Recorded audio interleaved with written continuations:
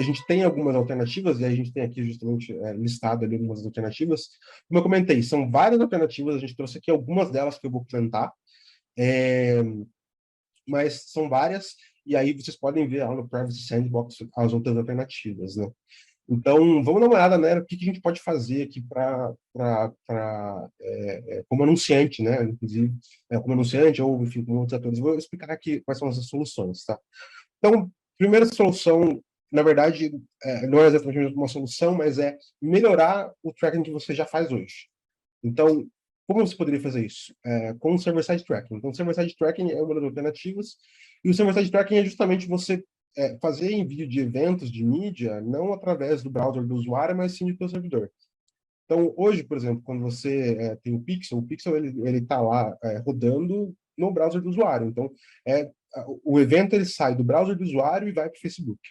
Com o server-side tracking, a gente não faz isso. A gente, na verdade, pega a informação do que o usuário está fazendo, salva no nosso servidor, processa essa informação, adiciona algumas coisas, e aí sim faz o envio para o Facebook.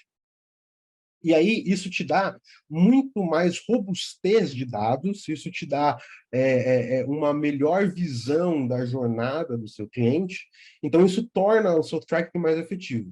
Então, como eu disse, não é uma solução só, é uma coisa que dá um boost na sua performance, e, como eu disse, a gente tem que destacar várias soluções para que a gente consiga não ter prejuízo aí com essa mudança que vai acontecer. E aí, quais são as soluções que a gente tem de server-side tracking? Tem várias soluções de server-side tracking, você tem que ver especificadamente para o veículo de mídia que você está trabalhando, qual é a solução deles. Então, mas a maioria deles vai ter, tá? Então, o Facebook tem, o TikTok tem, Google tem, todos eles vão ter um API e você consegue fazer a integração.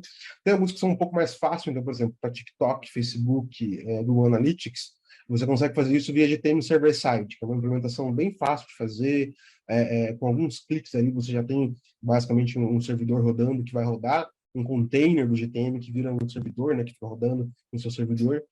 Então, essa também é uma das soluções, além das próprias APIs dos veículos, né? Então, API do Facebook para você fazer conversões API, API do Google Ads para você enviar também conversões que acontecem em outro momento que não diretamente no site. Então, justamente é dar esse boost no seu traqueamento utilizando soluções de traqueamento via servidor. E, além disso, nessa mesma pegada, de dar um boost no tratamento que você já faz com a utilização de cookies first party. Então, os cookies first party são aqueles cookies que você diz, quando você cria o cookie, você diz para o browser, olha, só eu posso acessar esse cookie. Então, ele não fica disponível para todos os sites. Então, você pode salvar a informação ali e isso vai te ajudar depois a fazer a atribuição de quais campanhas o usuário visitou, por exemplo. Enfim, diversas outras coisas que você pode fazer, traquear o comportamento do usuário dentro do site, enfim. Existem várias coisas que você pode fazer e justamente é limitado o número de empresas assim, que realmente utilizam isso a toda a força. Assim, e tem bastante potencial para ser utilizado justamente para poder você coletar mais informações do que o usuário está fazendo no seu site, para depois você alinhar essa informação, aliar essa informação com o que você vai enviar para os eventos, né, via server-side tracking, por exemplo. Então, você vai usar esses cookies first party para poder coletar mais informações e enviar os eventos de forma mais robusta. Tem outras soluções também que vão alterar um pouquinho a mudança, vão alterar um pouquinho como funcionam domínios. Então, tem ali a questão de first party sets. Basicamente, você vai poder criar um registro no qual você vai falar, olha, essa é a minha empresa e a minha empresa tem esse site. E esses são sites da mesma empresa.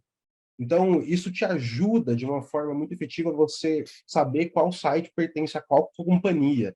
E aí isso evita problema de duplicação de site, múltiplos domínios, e também você consegue, e também o navegador começa a entender que todos aqueles sites são relacionados, que eles não são cada um uma coisa, que todos eles têm a ver com uma empresa só. E aí você não precisa ter, por exemplo, um nome parecido, pode ser um nome completamente diferente, mas contanto que seja a mesma unidade de negócio, você consegue colocar dessa forma. E tem outras mudanças também, por exemplo, eles vão começar a tentar inferir qual que é o conteúdo do site pela URL. Então, dependendo da URL que você colocou no site, eles vão tentar começar a inferir qual é o conteúdo da página que a pessoa está vendo, para poder agrupar a pessoa em um grupo ou outro. Antes para você fazer esse agrupamento, você só lia o cookie do que as pessoas estavam navegando e agrupava as pessoas de acordo com com as divisões que você fez. Agora não, você vai ter que usar várias outras alternativas para tentar agrupar essas pessoas em grupos diferentes, né? E, além disso que eu já comentei, tem justamente o flock, que é uma forma de cohort, ou seja, uma forma de agrupamento. Isso é uma solução que quem tem que se preocupar são as plataformas, né, que vão fazer esse tipo de implementação. Mas é uma forma de agrupamento de pessoas em grupos, em grandes grupos.